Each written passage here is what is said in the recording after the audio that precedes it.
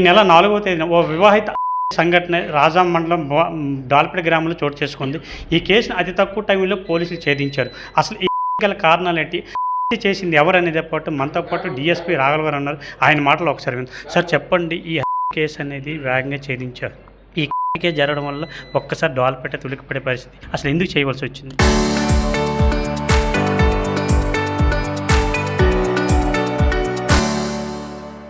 కన్న తల్లినే కొడుకు తోటి ఫ్రెండ్ సహాయంతో చేయడం జరిగింది. అయితే కేసు పూర్వపరాలు లోతుల్లోకి వెళ్ళిన తర్వాత మేము కూడా నమ్మలేదు. కొడుకు ఏంటి, తల్లిని చంపేయడం ఏంటి, ఇది అక్కడే జరిగే విషయం కాదని చెప్పి పదే మాకు మేము ప్రశ్నించుకున్నాం, వాళ్ళని ప్రశ్నించాం. అన్ని విషయాలు క్రోడీకరించిన తర్వాత కన్ఫర్మ్ చేసుకున్న తర్వాతే మేము నిర్ధారించుకున్నాం. కన్న కొడుకు ఫ్రెండ్ సహాయంతో తల్లిని చంపేశాడు. అసలు కన్న తల్లిని చంపవలసిన ఆ పరిస్థితి ఎందుకు వచ్చింది ఆ అబ్బాయికి? అంటే నా ఇదేంటంటే దర్యాప్తులోను ఆ ఇంట్లో ఉన్న పరిస్థితులు ఆ విధంగా దోహదం చేసే, ముఖ్యంగా ఈ యానిమేషన్ మూవీస్ ఉన్నాయి, జపాన్ యూట్స్ అని, నరుహిటో అని, ఇంకా చాలా ఉన్నాయి. వాటి ప్రభావం కూడా వాళ్ళ మీద ఉందని నేను అనుకుంటున్నాను. అసలు దీనికి సహకరించింది ఇంకెవరైనా ఉన్నారా ఈ ఇంటని? ఇందులో సహకరించడమే లేదు.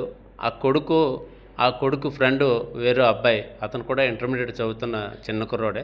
వాళ్ళిద్దరూ కలిసి ముందుగా ప్లాన్ చేసుకొని ఆ విధంగా చేశారు. ఇది ముందు ప్లాన్ ప్రకారం జరిగిందా, అప్పటికప్పుడు అనుకున్నది అంటారు? అది పక్కా ప్లాన్ ప్రకారమే జరిగింది. అప్పటికప్పుడు ఆ క్షణంలో జరిగింది కాదు. పక్కా ప్రణాళిక వేసుకొని ప్రణాళికబద్ధంగానే ఇది జరిగింది. అసలు ఆ రోజు మీకు ఏమని ఫిర్యాదు ఇచ్చారు సార్? మిస్సింగ్ అని ఫిర్యాదు ఇచ్చారా, మటన్ అని ఫిర్యాదు ఇచ్చారా, ఏమని? ఇంట్లోకి వచ్చినప్పుడు తల్లి ఫిర్యాదు ఇచ్చింది. మృతురాలి పేరు ముంజేటి స్పందన. వాళ్ళ తల్లి అక్కడే డాల్పేటలోనే ఉంటుంది. ఆ విషయం తెలిసి వచ్చి అక్కడ ఆ కూతురు ఇంజరీస్తో పడిపోయి ఉంది, ఎవరో చంపేసి ఉంటారనే అనుమానంతోనే రిపోర్ట్ ఇచ్చింది. వీళ్ళు మీకు ఎక్కడ పట్టుబడ్డారు, మీరు ఏ విధంగా దీన్ని ట్రేస్ అవుట్ చేశారు? వీళ్ళు ఈ నేరం చేసిన తర్వాత బంగారం తీసుకొని వెళ్ళిపోయారు. అదేవిధంగా ఆ క్యాష్ కూడా తీసుకొని వెళ్ళి వాళ్ళు అనుకున్న ప్లాన్ ప్రకారం ఈ పోలీసులు వాళ్ళ గురించి సెర్చ్ చేస్తే, అందులో ఇంటర్మీడియట్ కుర్రోడు ఎస్పెషల్లీ, సెర్చ్ చేస్తున్న విషయాలు మాఫియా వాళ్ళకి కనుక ముంబై మాఫియా వాళ్ళకి చూపిస్తే వాళ్ళు మాఫియాలో జాయిన్ చేసుకుంటారు, ఎలాగైనా మాఫియా డాన్ అవ్వాలని చెప్పేసి వీళ్ళు రకరకాలుగా తిరిగారు. ఆ తిరగడం క్రమంలో వాళ్ళు ఆ ఫోన్లో ఉన్న సిమ్ కార్డులు తీసి ఓన్లీ ఇన్స్టాగ్రామ్ ద్వారా మాత్రమే ఆ ఫ్రెండ్స్తో అప్పుడప్పుడు మెసేజ్లు పంపించేవారు. వాటి ఆధారంగా మేము టెక్నికల్ టీము, అదేవిధంగా పలాస పోలీసులు, విశాఖపట్నంలో పోలీసులు, తిరుపతిలో ఉన్న పోలీసులు, ఎస్పెషల్లీ నేరం జరిగిన వెంటనే మేము రకరకాల గాలింపు బృందాలు వేసాం. 5 బృందాలు వేసాం, సిఐలు ఎస్ఐలతోనే. వీళ్ళందరూ సహకారంతోనే వీళ్ళు పట్టుకోగలం. సాధారణంగా అక్కడున్న ప్రజలైతే మాత్రం ముందు చేస్తే చంపేశారని చెప్పేసి ఊహాగానాలు అనుకుంటున్నారు. దీనిపై మీరేమంటారు? అవన్నీ తప్పుడు ఊహాగానాలండి. అటువంటిది ఏం జరగలేదు. డాక్టర్ గారు కూడా ఆ విధంగా సర్టిఫికేట్ ఇచ్చారు, ఏం జరగలేదని. ఏ విధంగా వాళ్ళిద్దరైతే ఆవిడ ప్రయత్నం చేశారని? వాళ్ళు వేసుకున్న ప్రణాళిక ప్రకారం కొడుకు తల్లిని ఫోన్ చేసి రమ్మని చెప్పి పిలిచాడు. మధ్యాహ్నం భోజనం పెట్టాలి కదా, భోజనం వండవా అని చెప్పి పిలిస్తే తల్లి వచ్చింది. అనుకున్న ప్రకారంగా ఆ ఫ్రెండ్ బాత్రూంలో దాక్కొని ఉన్నాడు. ఎలాగ బాత్రూంలోకి కాలు కడుక్కోవడానికి తల్లి వస్తుందన్న విషయం వాళ్ళకి తెలుసు. బాత్రూంలోకి రాగానే వాళ్ళు అటాక్ చేశారు. మొదట ఆ స్నేహితుడు ఆ తల్లిని గొంతు పట్టుకున్నాడు. కుడి చేత్తో గొంతు పట్టుకొని ఆ పెనుగులాటలో కింద పడిపోయారు. అయినా సరే ఆ గొంతుని కుడి చేత్తో నొక్కడం అనేది మానలేదు. ఆవిడకి ఆకలేస్తే ఎడమ చేత్తో నోరు మూసాడు. నోరు మూసే క్రమంలో ఆవిడ ఆ ఫ్రెండ్ తాలూకా చెయ్యిని గట్టిగా కొరికింది. అవి వదిలిస్తే ఇంకా కొరికి మళ్ళీ తిరిగి అటాక్ చేస్తుందని ఆ పేక మరింత గట్టిగా నొక్కి ఆ చెయ్యి కొరకడం మానినంత వరకు ఆ పేక నొక్కాడు. ఆ దీంట్లో ఆవిడ చనిపోయిన తర్వాత వాళ్ళ మీదకి రాకుండా ఏదో దండుపాళ్యం బ్యాచ్ ఏదో వేరే వాళ్ళు చేశారనే చేయాలనే ఉద్దేశంతో ఆవిడ కొసప్రాణంతో ఉంటే 2 కత్తులు తీసుకొని ఆవిడ విచక్షణారహితంగా ఆ శవాన్ని చీరలో చుట్టి ఆ ఇంటి వెనకనే ఆనుకుని ఉన్న చెరువు దగ్గర పడేశారు. వాళ్ళు ఏవి వాడారంటారండి? 2 కత్తులు వాడారండి. 2 కత్తులు వాడారు. ఆ 2 కత్తులను కూడా మేము సీజ్ చేయడం జరిగింది. అసలు ప్రధాన కారణం ఏంటంటే తల్లినే కర్కశంగా చంపవలసిన పని వచ్చింది ఆ కొడుక్కి. ఆ ఇంట్లో ఉన్న పరిస్థితులు, తీవ్రమైన ఆంక్షలు, ప్రేమించిన అమ్మాయిని యాక్సెప్ట్ చేయట్లేదని, అలాగని ఆ ప్రేమ అనేది 2 వే ప్రేమ కాదు. ఈయనకి ఊహించుకున్నాడు. అది ఆ విషయం ఆ లెటర్లో ఉన్న ఆడియో విషయం తల్లికి తెలిసిపోయి ఆయన మరింత క్రమశిక్షణలో పెట్టాలనుకున్న క్రమంలో ఈయన అతిగా ఊహించుకొని తల్లి మీద కోపం పెంచుకున్నాడు. ఈ విధంగా చూసుకున్నట్లయితే చాలామంది పిల్లలు ఈ మొబైల్ చూసి పాడైపోయే పరిస్థితి కనిపించింది. మీరు తల్లిదండ్రులకి ఎటువంటి సజెషన్ ఇవ్వాలనుకుంటున్నారు?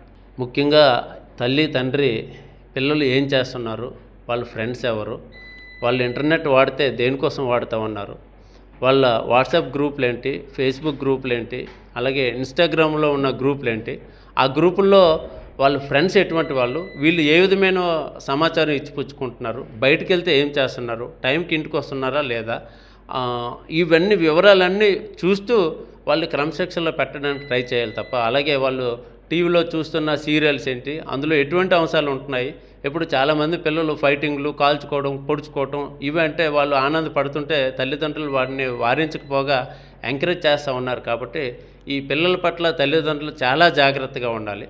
వాళ్ళ కోసం ప్రత్యేకంగా సమయం కేటాయించాలి. చాలామంది తల్లిదండ్రులకి ఈ కాలంలో వాళ్ళతో మాట్లాడడానికి టైం ఉండట్లేదు. వాళ్ళు ఒక చిన్నపిల్లలాగా ఒక ఫ్రెండ్లాగా ట్రీట్ చేస్తే తప్పనిసరిగా మంచి ప్రవర్తన ఉంటుంది. మన సంస్కృతి సాంప్రదాయాలు వాటి యొక్క గొప్పతనం గురించి వాళ్ళకి వివరించి అవి చూపించే విధంగా వాటిని ఆచరించే విధంగా ఉంటే ఇటువంటి విపరీతమైన పోకడలు రాకుండా ఉంటాయి. తల్లిదండ్రులు ఇవన్నీ గమనించి భవిష్యత్తులో పిల్లల్ని మరింత సన్మార్గంలో ఉండే విధంగా ప్రోత్సహించాలని కోరుకుంటున్నాను అండి.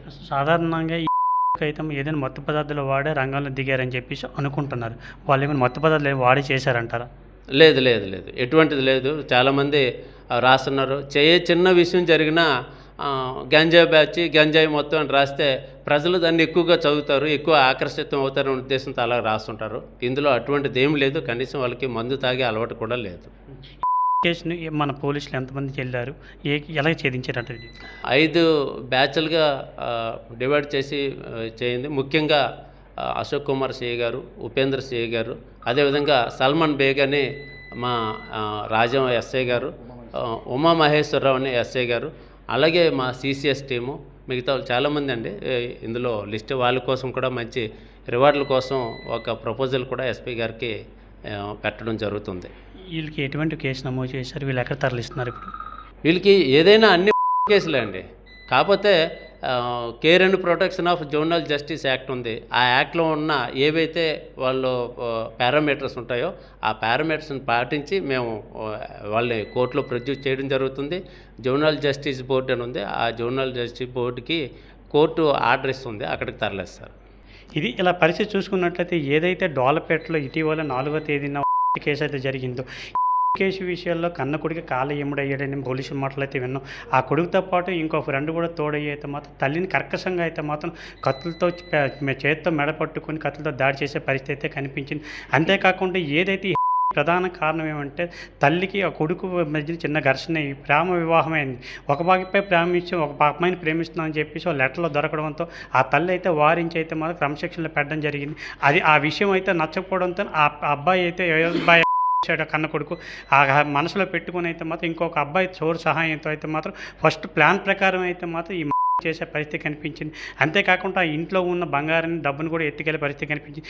ఏదైతే ఉందో అందరూ ఊహాగానాలు అయితే అనుకుంటున్నారో మద్యం మత్తులు గంజా మత్తులు చేశారు, అదైతే కాదు. ఓన్లీ ప్లాన్ ప్రకారం మామూలుగా అయితే వెళ్ళైతే మాత్రం కత్తి దాడి చేసి తల్లిని అయితే చంపడం జరిగింది. ఏదైతే ఉందో ఇది చాలామంది మొబైల్ చూసి అయితే మాత్రం కుర్రోళ్ళంతా పాడైపోతున్నారని చెప్పేసి పోలీసులు ఒక పక్కన ఇన్స్ట్రక్షన్ ఇస్తున్నారు. ముందు పిల్లలు మాత్రం క్రమశిక్షణ పెట్టండి, వాళ్ళు మాత్రం కనిపెట్టుకుంటూ ఉండండి అని చెప్పేసి పోలీసులు వారించడం జరిగింది. అదే కాకుండా ఏదైతే పాల్పడ్డాడో 2 కుర్రోళ్ళు అయితే మాత్రం ఈరోజు జోనల్ జస్టిస్ సంబంధించి తరలించే పరిస్థితి అయితే కనిపించింది. ఈ విషయంపై అయితే కేసుకు నమోదు చేసి వాళ్ళైతే మాత్రం అరెస్ట్ చేసే పరిస్థితి కనిపించింది. రాజా నుంచి సురేష్, RTV.